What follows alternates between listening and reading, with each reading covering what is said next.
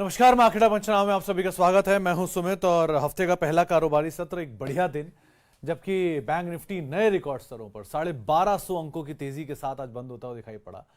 और ICICI bank के बढ़िया नंबर्स कह लीजिए, उसके बाद तमाम बैंकिंग में ही आग लग गई। एसबीआई ऑल टाइम हाइस पर पहुंच गया, आईसीआईसीआई बैंक अपने ऑल टाइम हाई पर है और मार्केट कैप 8 लाख करोड़ के पार देश का चौथा सबसे बड़ी कंपनी के तौर पर शुमार हुई और देश का दूसरा सबसे बड़ा बैंक बन गया।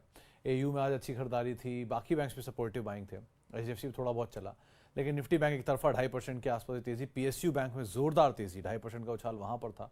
आईटी 1/4% आज नीचे रहा, थोड़ा बहुत टीसीएस वगैरह में बाइंग थी, लेकिन बाकी सब बिकवाली थी। बिगेस्ट कंट्रीब्यूटर आज देखने को मिला आईसीआईसीआई बैंक को, वो निफ्टी बैंक को रिकॉर्ड स्तरों पर ले आके बंद भी वहीं होता हुआ दिखाई पड़ा।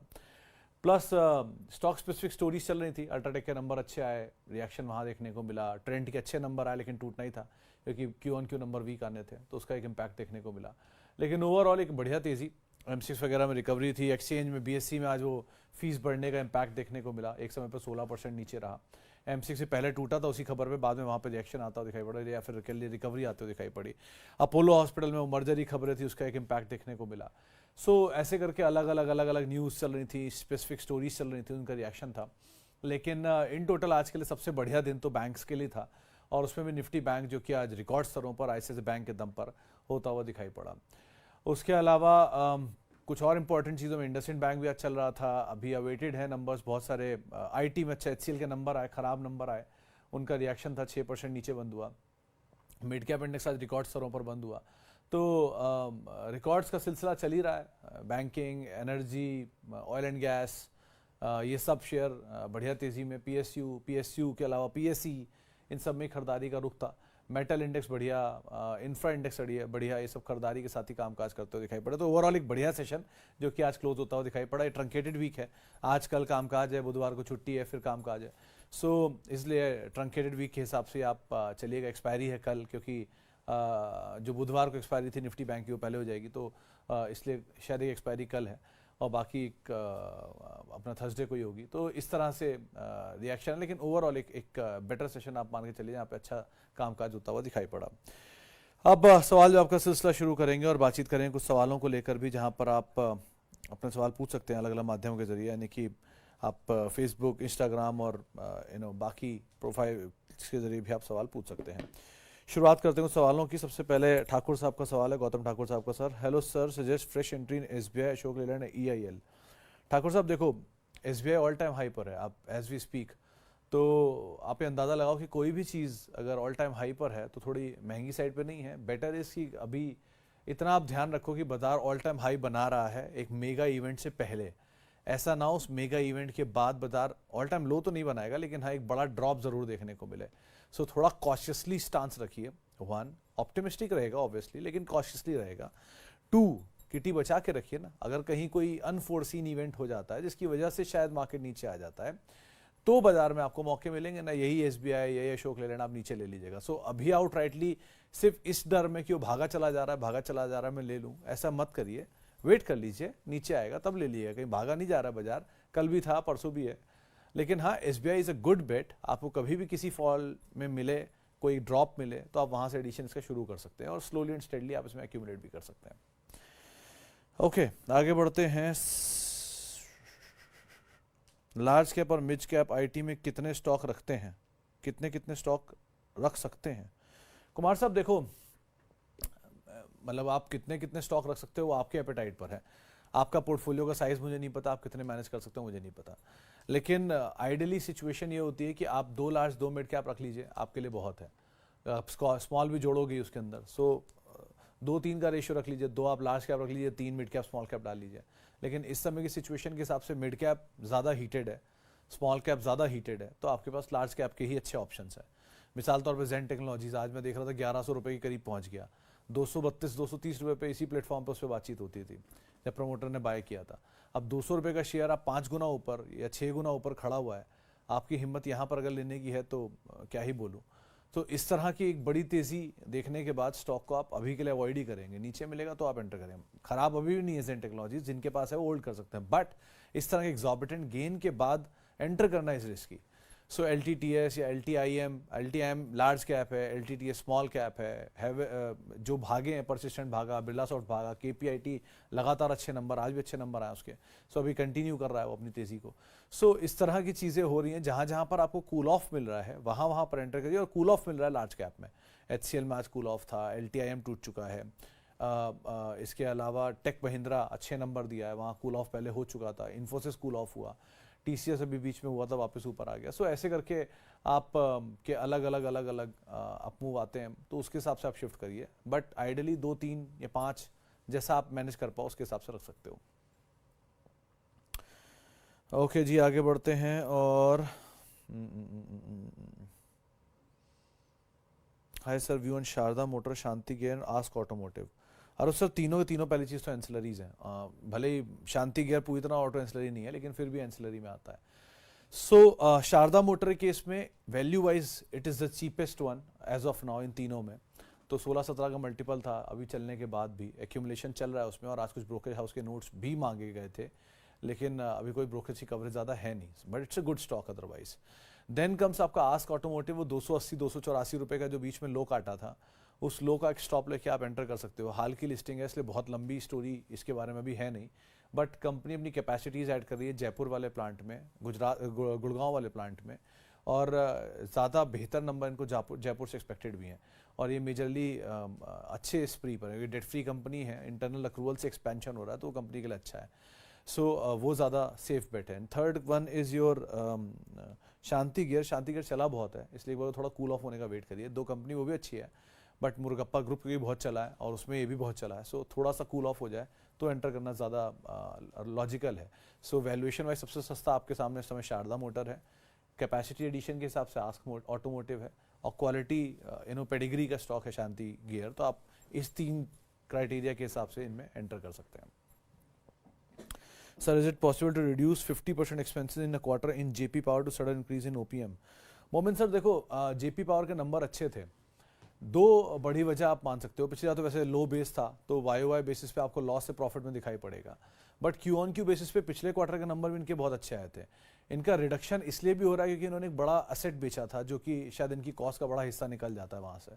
सो ऐसा एक्सपेंस का रिडक्शन 2-3 सूरतों में होता है। पहला, आप बहुत बड़ी वर्कफोर्स को निकाल दो, वो उनके लिए सही है जिनकी वर्कफोर्स मतलब एडिशनल थी और आपका काम में कोई इशू नहीं आ रहा है। अगर आपके रेवेन्यूज़ पे कोई इम्पैक्ट नहीं आ रहा है और आप वर्कफोर्स निकालते हो, तो आपके केस में ऐसा एक इम्पैक्ट आ सकता है।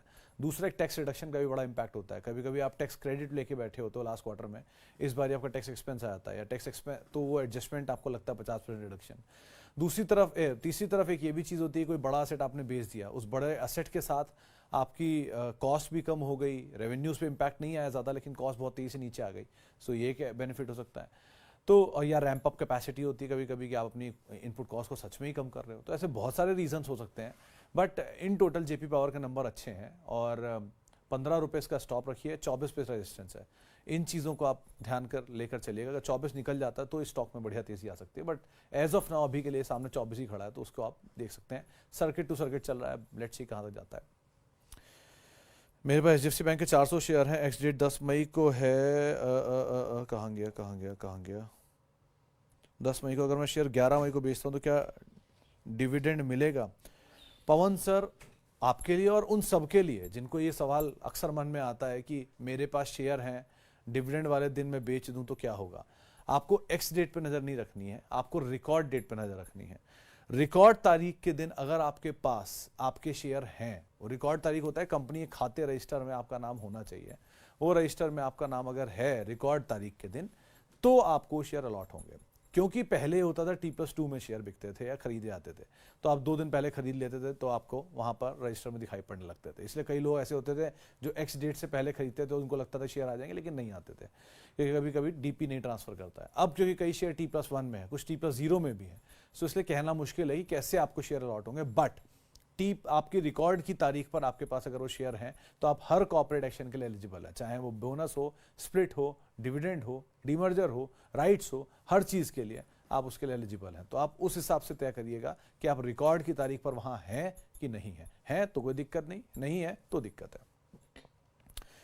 Okay, Snowman IT, recent IT demand of 12 crore, impact अगुन सर नियर टर्म में था, वो हो गया अब खत्म, लगातार कई दिन से आप देख ही रहे हो शेयर टूट ही रहा है, 73 रुपये से टूटता हुआ आ गया था 68 67 की रेंज में, वापस आज 69 70 की रेंज में बंद हुआ है.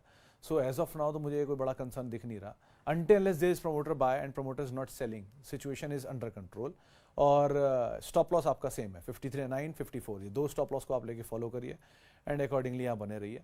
लेकिन बाकी इसमें सच मुझे कोई कंसर्न दिख नहीं रहा. नंबर्स को देखते रहिए. प्रमोटर की बाय के लेवल से अभी भी नीचे है, 73 रुपये लास्ट प्रमोटर बाय था, उसके नीचे शेयर कामकाज कर रहा है.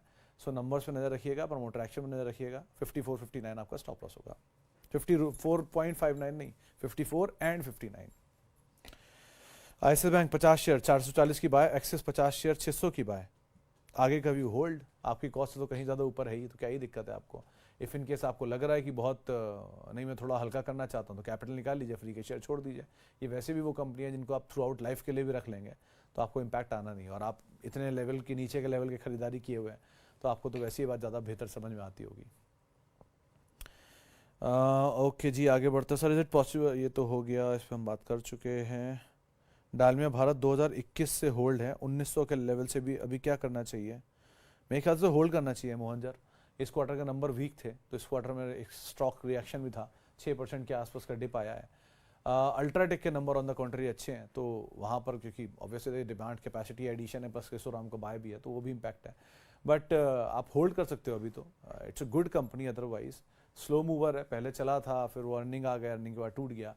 Wait and watch is a better choice and let's see कहाँ तक स्टेबल होता है, उसके बाद एंटर करना ज़्यादा बेटर रहेगा. लेकिन अगर आप एंट्री करने की कैपेसिटी में हो तो थोड़ा थोड़ा एंटर कर सकते हो. It's a good company. आज ही हमारे साथ एक जानकार शरद जुड़े थे, शरद ने इस पर बाय कॉल दी थी और टारगेट्स भी अपसाइड के दिए हुए हैं, अच्छे टारगेट दिए थे बड़े. तो डालिया Bharat otherwise it's a good company. 3rd या 4th largest cement company India की, 4th या 5th सॉरी. तो आप बाय करना चाहो तो बाय भी कर सकते हो, बट थोड़ा और स्टेबल होने दीजिए तो ज़्यादा बेटर एंटर करने का पॉइंट आपको मिल जाएगा. ओके जी, आगे बढ़ते हैं. और ट्रेंड और M&M फ्यूचर में व्यू. फ्यूचर में मतलब लॉन्गर ड्यूरेशन ऑफ टाइम या शॉर्ट टर्म फ्यूचर में? सर ट्रेंड के नंबर अच्छे आने का अनुमान था बाजार में, वो आ ही गए. नंबर अच्छे हैं बट क्यू ऑन क्यू खराब आने ही थे, क्योंकि एक बहुत बड़ा बेस सामने खड़ा था. पिछली बार री रेट हुआ था stock Q on Q number के बाद, तो इस बार ये वीकनेस का उम्मीद था ही. Tata Chemical on the contrary weak number का अनुमान है, तो शायद टाटा केमिकल वीकनेस के बाद अगर कई कल खराब नंबर दे दे, आज ही नंबर आने हैं, अगर खराब नंबर आ जाते हैं, अब तक मैंने देखे नहीं आया कि नहीं, लेकिन 2.5-2% नीचे था, तो अगर बहुत खराब नंबर आ जाते हैं या आ गए हैं तो शायद ये हाल फिलहाल का ही डिप है. इसके बाद फिर बहुत ज़्यादा गिरावट की गुंजाइश रखिएगा मत, क्योंकि ऑलरेडी ये टूटता ही चला आ रहा है नंबर्स के पहले से. सो जहाँ अच्छे नंबर की उम्मीद थी वो था ट्रेंड, जहाँ खराब की उम्मीद है वो है टाटा केमिकल. अच्छे ट्रेंड के केस में वो टूटना ही था क्योंकि Q on Q number weak आने थे, और टाटा केमिकल के केस में नंबर खराब है, वी ऑन क्यू और वाई दोनों ही, सबका एस्टिमेट खराब का है. सो अगर नंबर थोड़े से कम खराब आया या बेटर आ गया तो शायद स्टॉक रिएक्ट कर जाएगा, तो आप उस हिसाब से देखना इसको. हेलो सर, BEL 236 पे फ्रेश एंट्री व्यू. अपोलो के केस में आप होल्ड कर सकते हो, कोई ऐसा इशू नहीं है. ये आज जो डील थी ये थोड़ी सी इनकी गाइडेंस, असल में इनकी वैल्यू को कट किया गया है कि जो अपोलो हेल्थ है उसकी वैल्यूएशन कट की गई है, बट ये नियर टर्म जर्क है, बहुत इंपैक्ट करेगा नहीं लॉन्गर ड्यूरेशन ऑफ टाइम के लिए, तो आप आराम से ऐड कर सकते हो. एंड लाइकवाइज BEL भी ठीक कंपनी है, बट ये ध्यान रखना कि PSUs में अभी मैं नंबर देख रहा था CPSE निफ्टी का. CPSE यानी कि निफ्टी की जितनी PSU कंपनियों का इंडेक्स है उसके अंदर जितनी भी कंपनियां हैं उन सब में एवरेज रिटेल होल्डिंग जो थी वो 5.5% थी एवरेज. वो बढ़ के एवरेज अब 6.5% आ चुकी है. तो 1.5-1% एवरेज बढ़ना इतनी सारी कंपनियों के अंदर holding, it is a sign of concern, क्योंकि रिटेल का पार्टिसिपेशन बहुत बढ़ रहा है. और अगर मैं IREDA, IRFC और NHPC इन तीनों को और जोड़ दूँ तो 6% से सीधे 6.5% एवरेज हो रहा है. सो ये तीनों जो रिटेल कंपनियां, रिटेल का निवेश है PSU में, वो बढ़ रहा है धीरे धीरे. It is not a sign of concern, but आमतौर पे देखा गया कि जहाँ रिटेल का पार्टिसिपेशन बढ़ता है वो शेयर की परफॉर्मेंस थोड़ी स्लगिश हो जाती है. Suzlon is the largest one and Vodafone and yes bank and all, तो आप उस हिसाब से कॉल लेकर रखना. तो थोड़ा कॉशियसली ऑप्टिमिस्टिक स्टांस रखना. कंटेनर कॉप में 2% थी, इसलिए वो नया हाई बना रहा है. BPCL में 1.5-2% है, वो नया हाई बना रहे हैं. सो जहाँ पर होल्डिंग PSU रिटेल निवेश की कम है वहाँ ज़्यादा है. अब आप अगर IRFC को कंपेयर करोगे वहाँ सिर्फ 8% है, लेकिन IRFC के पब्लिक फ्लोट ही नहीं है. 89% तो PSU गवर्नमेंट के पास है, 11% में से 8% रिटेल पब्लिक के पास है. सो आप ऐसे अंदाज़ा लगाओ. IREDA में 15-18% है, या BHEL में है 20% शायद, या NMDC में है 20%। तो ऐसे करके पब्लिक, रिटेल पब्लिक का बहुत पार्टिसिपेशन बढ़ रहा है, तो थोड़ा कॉशियसली ऑप्टिमिस्टिक स्टांस रखना अपना। Sumit sir, Infosys very long term, Ambuja, Infosys hold कर सकते हो बट वेरी लॉन्ग टर्म नहीं, क्योंकि वेरी लॉन्ग टर्म वाला इसमें व्यू शायद बचा नहीं है। सो एज ऑफ नाउ तो आप होल्ड करो।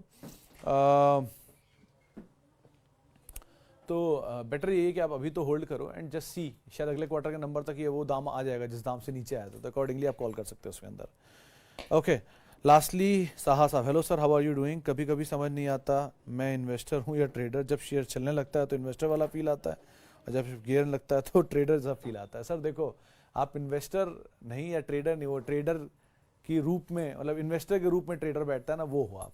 सो आमतौर पे जब भी कभी बाजार में तेजी आए तो कोशिश करना, अगर आप ट्रेडर हो तो निकलने की, और जब भी कभी मंदी आए तो कोशिश करना एंटर करने की। उलट करना, जो निकलना और करना सबसे मुश्किल होता है, लेकिन यही सबसे इंपॉर्टेंट पार्ट है। Exiting is the best part. कई सारे गेट एंटर करने के मार्केट में, निकलने का एक ही है। सो इसीलिए ज़रा ध्यान संभल के आप कॉल लेना इसमें। चलिए, बाकी बातें 5:30 बजे करेंगे, अभी का समय पूरा हो चुका है। आपसे अब मुलाकात होगी 5:30 बजे। आप मेरे साथ जुड़ सकते हैं, @सुमित रिसर्च मेरा ट्विटर हैंडल है, सोशल मीडिया हैंडल्स हैं।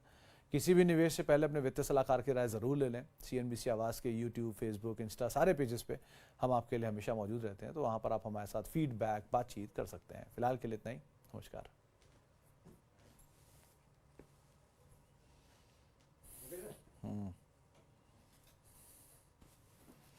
चलो जी, डन भाई डन।